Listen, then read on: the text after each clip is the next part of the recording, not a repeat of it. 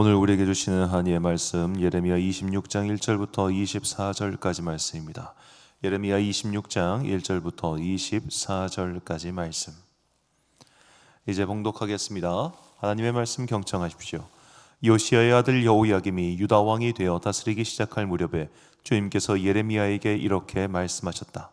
나 주가 말한다. 너는 주의 뜰에 서서 내가 너에게 전하라고 명한 모든 말을 유다의 모든 성읍에서 주의 성전에 경배하러 오는 사람에게 한마디도 빼놓지 말고 일러주어라. 혹시 그들이 그 말을 듣고서 각자 자신의 악한 길에서 돌아설 수도 있지 않겠느냐? 그러면 내가 그들의 악한 행실 때문에 그들에게 내리기로 작정한 재앙을 거둘 것이라.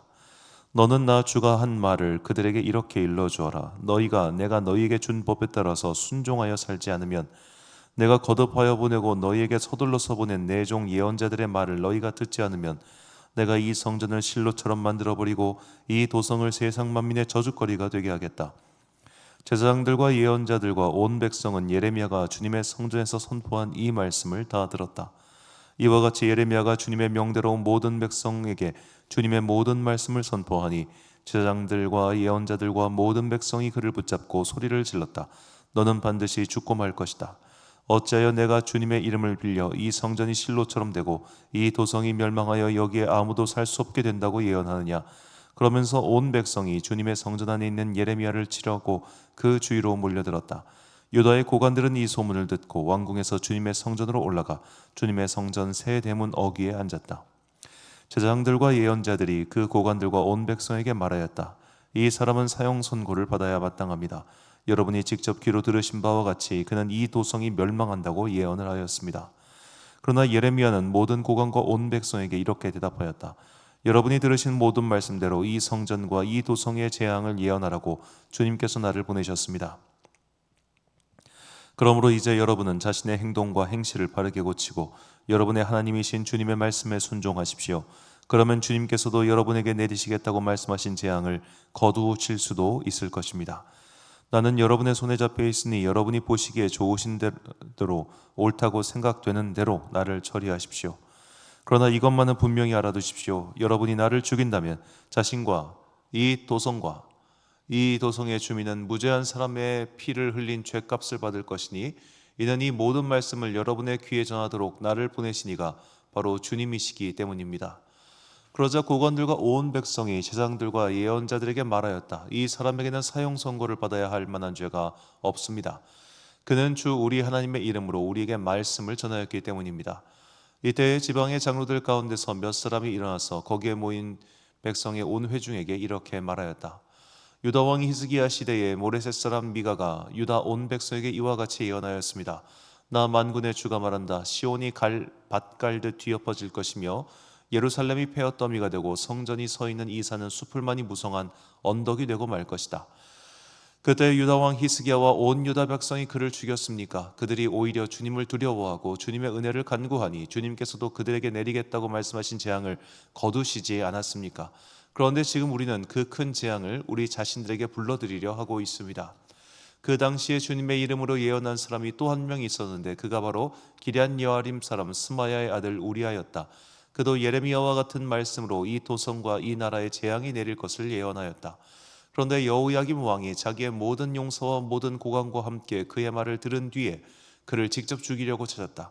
우리아가 이 소식을 듣고 두려워하여 이집트로 도망하였다. 그러자 여호야김 왕이 악볼의 아들 엘라단에게 몇 사람의 수행원을 달려서 이집트로 보냈다. 그들이 이집트에서 우리아를 붙잡아 여호야김 왕에게 데려오자 왕은 그를 칼로 죽이고 그 시체를 평민의 공동묘지에 던졌다. 그러나 예레미야는 사반의 아들 아히감이 보호하여 주었으므로 그를 죽이려는 백성의 손에서 벗어날 수 있었다. 아멘. 미워하는 자가 범인이다 라는 제목으로 하나님의 말씀 선포하겠습니다. 잠시 제 복장, 날씨가 오늘 너무 추워가지고 부득불 좀 위에 파카를 입었다는 점 양해 부탁드리겠습니다. 자, 미움이라고 하는 감정은 그 사람이 어떤 사람인가를 가장 명확하게 드러내는 여러 가지 지표 중에 하나입니다. 미움이라고 하는 것은 굉장히 강한 감정인데, 그러니까 사랑도 미움도 강한 감정이죠. 근데 내가 어떤 류의 사람을 사랑하는가를 보면 나라는 사람이 좀 드러나지 않습니까? 그러니까 뭐 속된 말로 취향이라고 하죠. 나의 이성적 취향은 이런 사람이야. 내가 어떤 사람 이런 류의 어떤 이성적인 취향이 있는데 그 취향을 통해서 나라고 하는 사람이 어떤 사람인지 알 수 있듯이 내가 무언가를 굉장히 미워해요. 그럼 그 미움이라고 하는 그 현상을 통해서 아, 내가 이런 사람이구나라는 것을 오히려 깨닫게 된다는 겁니다. 그리고 사랑과 달리 미움이라고 하는 것은 굉장한 어떤 혐오감을 가지고 있죠. 내가 그것을 혐오하는 이유, 내가 그것을 미워하는 이유, 내가 그것을 믿기 때문에 내 눈앞에서 어떻게든 치우려고 하는 이유는 정말로 여러 가지가 있을 수 있습니다. 근본적인 불쾌감, 혐오감 등등 그런 것들도 있지만 마치 범인이 자신의 범죄 행위의 증거물을 감추듯이 우리가 무언가를 미워한다고 하는 것은 때로는 내 안의 어둠을 감추기 위한 술책일 수 있습니다. 대표적인 사례가 나단에게 자신의 범죄 행각이 들통났을 때의 다윗의 반응입니다. 자, 나단은 비유로 말합니다. 어떤 사람이 어떤 부자가 자기 손님을 대접하기 위해서 이웃에 있는 한 가난한 사람의 어린 양을 뺏었다. 그리고 그 양을 죽여서 그 손님에게 대접했다. 이 사람을 어떻게 하면 좋겠느냐? 그러자 다윗이 반응하기를 그 부자는 죽어야 한다라고 말합니다. 자, 양은 제사상의 손괴입니다. 그 제사상의 손괴를 갚는 것은 하나님께서 정하신 법도가 있습니다. 즉 이거는 법률상 정해져 있는 손해배상을 하면 되는 겁니다. 그런데 다윗은 그 법률상 정해져 있는 문구를 깡그리 무시한 채 그를 죽여야 한다라고 말하죠. 어째서 다윗은 이렇게 요즘 말로 급출발, 아주 급진적으로 급하게 반응을 했을까요? 그가 양심에 찔렸기 때문입니다. 그 나단의 비유 속에 나타난 부자가 바로 자신이었고 그 양을 빼앗긴 가난한 사람이 우리아였기 때문이죠. 그 이야기를 통해서 자신의 범죄가 드러나자, 들통나자 그는 격하게 반응한 겁니다.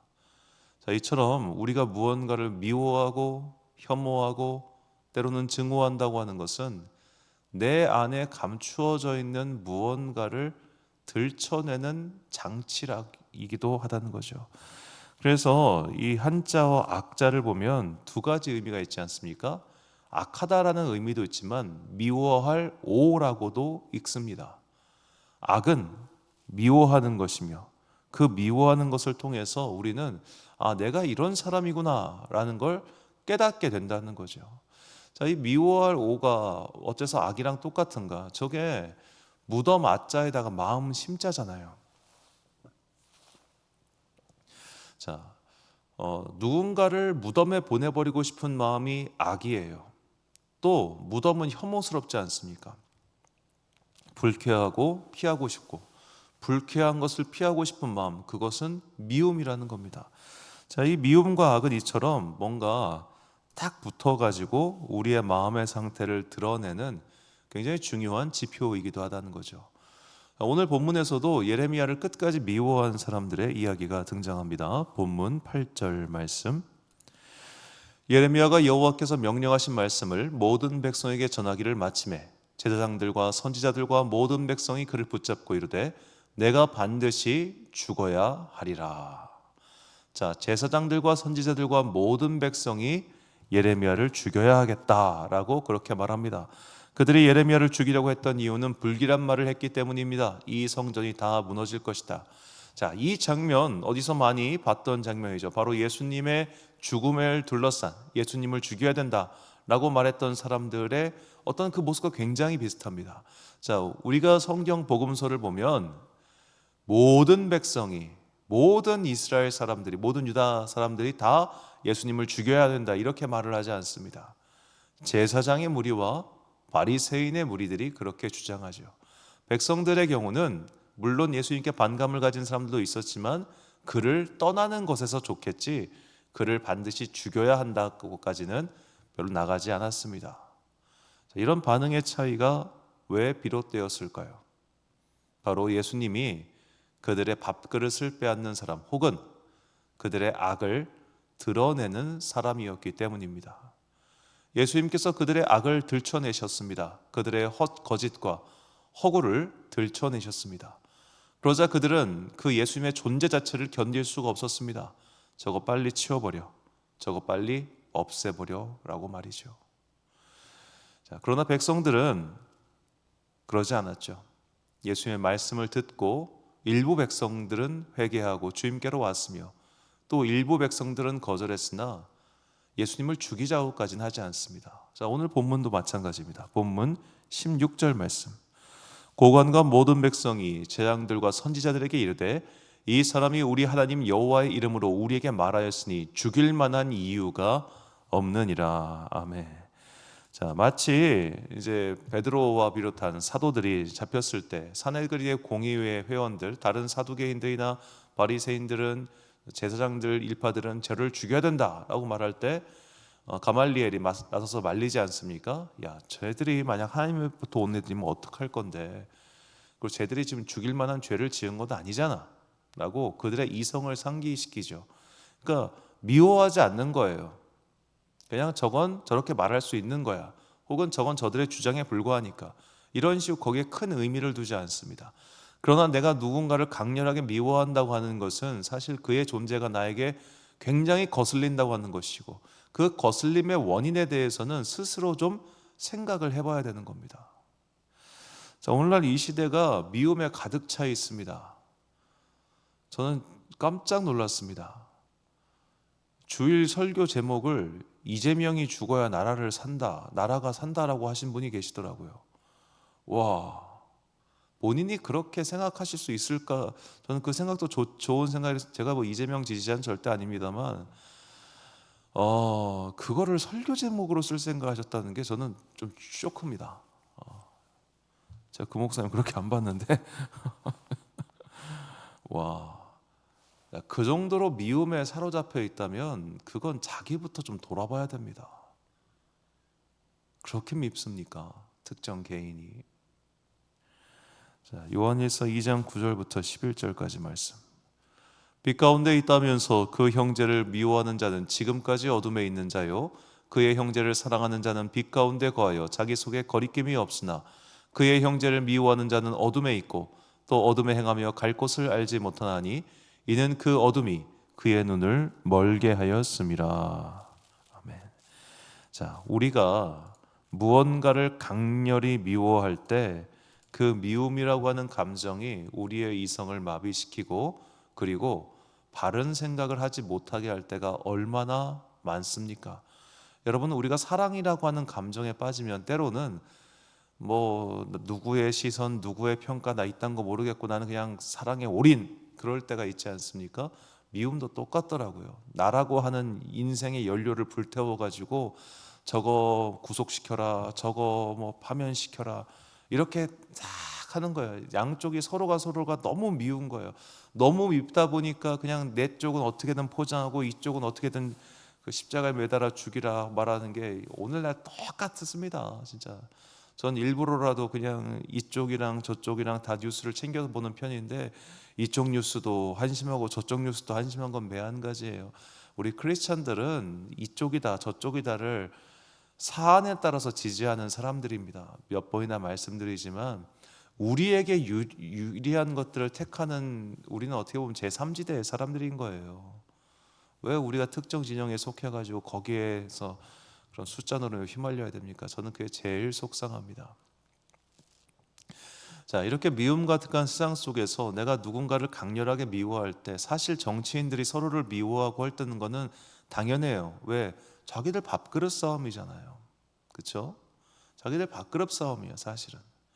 그리고 그 밑에 있는 수많은, 어떻게 보면 뭐 당협위원장, 조직원들, 이 사람들도 제가 교인 중에 예전에 부목사 할 때 교인 중에 그런 활동을 하시는 분을 보니까 알았어요.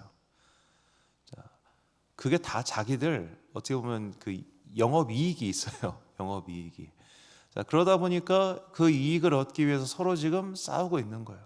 그러니까 좋은 말로 표장하면 경쟁이고 나쁜 말로 말하면 정쟁인데, 이것은 결국 그들의 이익 싸움에 불과합니다. 이익 다툼에 우리가 휘말려 있어야 되겠습니까? 또한 내 삶에서도 마찬가지입니다. 내가 누가 미워, 내가 무언가가 되게 싫어, 밉고 싫고 그것이 없었으면 좋겠어. 그 마음은 도대체 어디서 비롯된 것일까요? 내가 무언가를 강렬히 싫어한다고 하는 것, 그것은 어느 때는 모든 때가 다 그렇다는 것은 아닙니다. 그래서 우리가 분별해야 되는데, 내가 어떤 사람, 어떤 행위를 강렬하게 미워할 때, 때로는 그 미움이라고 하는 행동을 통해서 내 본심을 감추려고 하는 경우가 있다는 거예요. 그게 찔리는 거예요. 그러니까 괜히 막 의사의사 소리대고 막 그런 거 있지 않습니까? 제가 예전에 어느 분의 책에서 봤던 말인데, 뭐 반쯤 동의하고 동의하지 못하는 부분도 있습니다만, 그 책의 저자가 이런 주장을 했었습니다.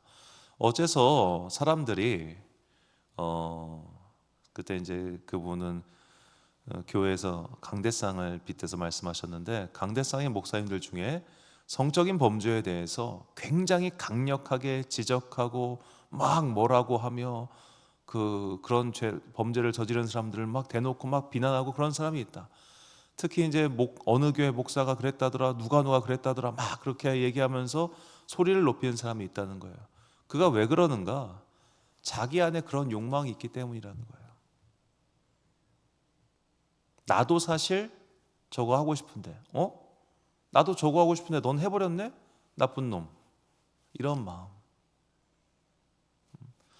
대표적으로 이런 것은 돈 문제와 관련된 경우가 사실 더 많습니다.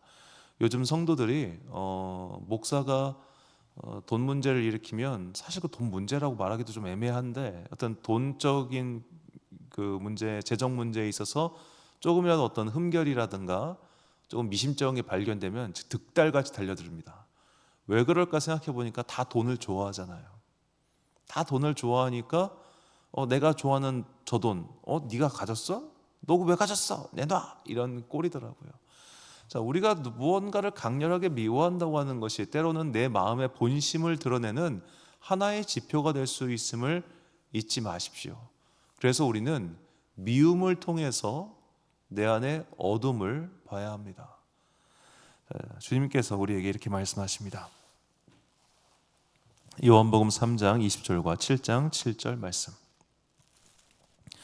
악을 행하는 자마다 빛을 미워하여 빛으로 오지 아니하나니 이는 그 행위가 드러날까 함이요. 세상이 너희를 미워하지 아니하되 나를 미워하나니 이는 내가 세상의 일들을 악하다고 증언함이라. 아멘. 사랑하는 지혜의 빛 광성교회 성도 여러분, 그리고 이 새벽을 함께 깨우고 계신 귀한 주님의 자녀 여러분, 주님께서 빛으로 오셨기 때문에 어둠이 드러났고, 그래서 어둠 속에 속한 자들은 주님을 미워했습니다. 그래서 주님을 죽이려고 했습니다. 아니, 죽였습니다. 그들이 바로 바리새인과 사두개인들과 같은 성전 봉사자들, 말씀 봉사자들이었습니다. 예수님의 말씀이, 예수님의 행동이 그들의 거짓됨을 드러냈기 때문이죠. 오늘 본문에 제사장들과 선지자들이 예레미야를 죽이려고 한 것도 똑같습니다. 예레미야의 행동과 예레미야의 말씀으로 말미암아 그들의 거짓됨이 드러났기 때문에 오히려 고관과 백성들은 예레미야의 말을 듣고 저 사람을 보호해 줬던 것이고, 그러나 제사장들과 선지자들은 자신들의 직위가 어찌 보면 자기들의 자리 보존을 위해서 예레미야를 죽이려고 하는 것이죠.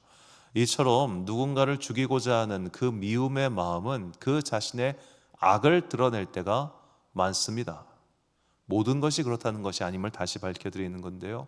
자, 우리가 무언가를 미워할 때, 어떤 특정 개인 혹은 특정인 사건, 어떤 현상을 내가 강하게 미워할 때, 나는 도대체 그것을 왜 미워하는가? 그 미움에 대해서 꼭 생각해 보십시오. 우리는 나는 옳고 내 미움의 대상은 무조건 악해, 저거는 틀려먹었어 라고 생각하기 때문에 쉽게 내 미움의 감정을 정당화시킵니다. 그러나 그 미움의 감정은 때로는 과한 게 있잖아요. 자, 내가 그래 성적인 범죄 저지르지 않는 게 좋죠. 아니, 저지르지 말아야지. 그런데 1년 내내 그 얘기한다고 하는 건 내가 거기에 사로잡혔다는 거고, 거기 사로잡힌 이유가 도대체 뭐냐 그거예요. 그게 어릴 적의 트라우마든 혹은 나는 하고 싶은데 못해서 그런 것이든 여하튼 간에 과한 행동은, 그 과한 행동을 유발하는 게 대부분 미움이라는 감정이고, 그렇게 미움이 과하게 드러날 때 그것은 사실 그 내면에 있는 무언가를 건드렸기 때문이라는 겁니다. 이처럼 미움이 내 안에 어둠을 드러낼 수 있는 어떤 지표라는 것을 잊지 마시고, 오늘 나는 무엇을 그렇게 미워하는가, 무엇을 그렇게 혐오하고 있는가, 자신을 둘러보아 정말로 주님께서 우리를 아름답게 빚어가시고자 하는 그 창조의 손길을 따라 우리의 마음을 다스려 달라고 주님께 간구하는 그런 여러분과 제가 되시길 주님의 이름으로 축원합니다. 기도하겠습니다. 사랑과 은혜가 풍성하신 아버지 하나님, 미움이라고 하는 감정을 통해 우리 자신을 돌아볼 수 있음을 깨닫게 해주시니 감사합니다. 이제 말씀 앞에서, 그리고 주님의 조명 앞에서 내 마음속에 있는 여러 마음들을 돌아봅니다. 주님, 저는 이 사건이 밉습니다. 주님, 저는 저 사람이 밉습니다. 이 미움이 지나쳐서 저 존재가 내 눈앞에서 사라졌으면 좋겠습니다. 이 사건이 나의 생각에서 사라졌으면 좋겠습니다. 그런 마음이 든다면 도대체 그 마음은 어디서 비롯된 것인지를 이제 찬찬히 돌아보는 성숙한 주의 자녀들 되게 하여 주옵소서.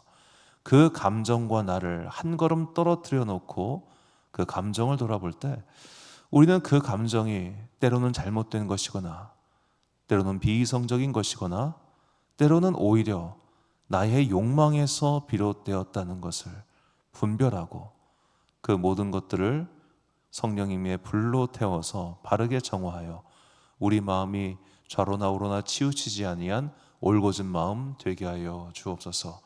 분열 가득하고 미움 가득한 세상 속에서 미움이라고 하는 것을 통해 내 안에 어둠을 먼저 돌아보는 지혜롭고 성숙한 주의 자녀 되기를 간절히 소망합니다. 날씨가 많이 추워졌습니다. 주님께서 출퇴근하는 모든 주의 자녀들의 건강을 지켜주시고 따뜻한 성령의 두루마기를 입혀주사 그들의 평안을, 그들의 안위를 주께서 인도하여 주옵소서.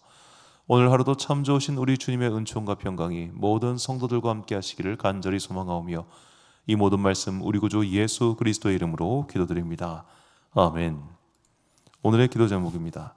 나는 무엇에 과하게 반응하며 강하게 미워합니까?